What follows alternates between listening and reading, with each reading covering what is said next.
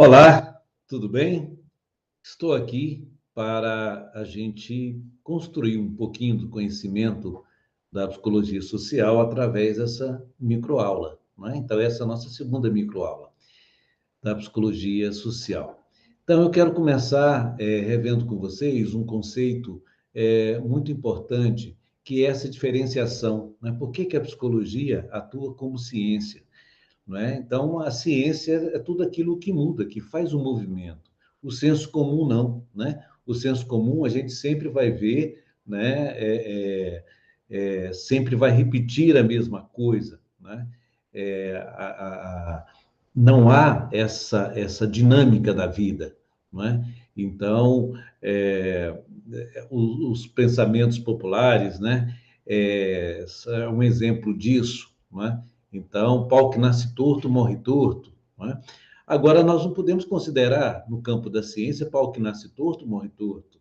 Não é? Então, uma árvore, não é? Um vegetal, ela pode exatamente, né, alterar o seu rumo. Isso é ciência, isso é estudar. Né? Então, a psicologia é a mesma coisa. Né? A psicologia ela vivencia esse dinamismo porque ela não é intuitiva. Né? Ela aspira à objetividade. Qual é o grande objetivo?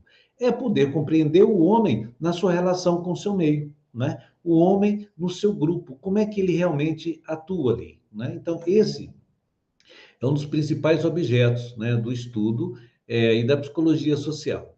Um outro aspecto, né, como vocês estão vendo aí, quer dizer, são vários os caminhos que a psicologia percorre, né? A psicologia atua na saúde, atua dentro das empresas, das instituições, né? Ela faz pesquisa, ela faz atendimento nos consultórios, né? Ela tem o seu encaminhamento, mas tem esse outro lado, essa vertente, que é muito importante, que é a psicologia social. E como é que é isso, né? Como é que a gente pode pensar? Acho que, em primeiro lugar, a gente tem que ver, primeiro, que a nossa realidade ela é dinâmica, ela é muito conectada. Então, se eu estou aqui, né, eu pertenço ao meu grupo familiar, mas o meu grupo familiar, né, é um grupo que vem de outras relações com outros grupos, né, de pessoas que antecederam, né, são os meus pais, né, são os meus tios, meus avós, que vieram de um determinado grupo, mas que se encontram ali com seus valores. Tem uma história, né? Tem ali uma forma de se organizar, né? Até buscando a sustentabilidade, né? Que é a economia, né? Tem um jeito de cada um ser, cada um tem o seu traço de personalidade, embora pertença àquele mesmo grupo familiar, mas uns são mais extrovertidos, né? Outros são mais, digamos assim, mais agressivos, né? Enfim, né? Isso tudo, né, compõe esse sujeito dentro do grupo, que é o objeto do nosso estudo. Então, na psicologia social, nós nos deparamos com olhares distintos sobre uma mesma temática, que é as perspectivas desse sujeito inserido no meio, né? Dentro do seu grupo, e aí vai despertar diferentes abordagens. Então, por que a gente então fala em uma psicologia social, né? Já que tudo remete ao olhar do homem para o meio, né? Primeiro, porque nós temos que ter essa clareza que quase nenhuma ação humana tem por objetivo um indivíduo isolado, mas sempre vai existir um nós, não é? Então, sempre eu estou pertencendo a um grupo, sempre eu estou reproduzindo valores, pensamentos, filosofias desse grupo, não é? Então, não adianta a gente tentar encobrir esse nós, encobrir o grupo e sempre personalizar ou culpabilizar esse sujeito. Esse sujeito sempre vem de uma história, né? Que é uma história que é composta por vários somatórios de individualidades. Um outro aspecto importante é a gente vai pensar aí, então, né, da onde que vem essa ideia da psicologia social? Ela começa nos anos 50 nos Estados Unidos, quando vários soldados, né, eles estavam vindo de uma vivência de guerra, não é?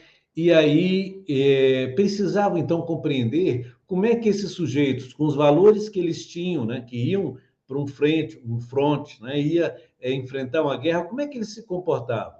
E no retorno deles, não é que eles estavam lá com um grupo ali em que a vida está sempre por um fio, mas quando é que você volta para adequar a sua família, a sua sociedade, como é que você traz? Então, a partir daí, começou então esse interesse, né, como um resultado de estudo produto da Segunda Guerra Mundial. Um outro aspecto é importante saber, assim, como é que ela surge na Europa e como é que ela surge na América Latina, né? O marco que nós temos é o seguinte, por exemplo, na década de 60, no final de 60, os anos finais de 60, principalmente em maio de 68, foi um momento de grande efervescência mundial, né? Então, vários movimentos, várias revoluções, né? E em maio de 68, por exemplo, os estudantes de uma determinada universidade, eles resolvem falar, olha, nós não queremos esse tipo de alimentação, né? Então, o bandejão deles estava com a qualidade de alimentação precária, eles queriam melhorar, né? Outros pensavam, não, vamos ver essa questão do nosso acesso à escola, do transporte, né?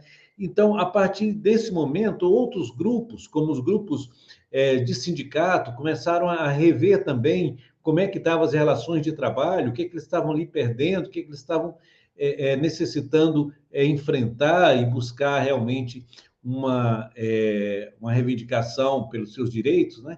Então, ela surge como uma crítica àquela psicologia norte-americana que estudava as pessoas advindas, né, como resultados de uma vivência e passa a entender agora como esse sujeito na ação, né, esse sujeito que passa a reivindicar, né, e não aquele sujeito que estava vindo da guerra, né, mas aquele sujeito que passa a reivindicar, né, que ele passa a buscar ter um papel diferente, né, uma estatura mais humana no seu grupo.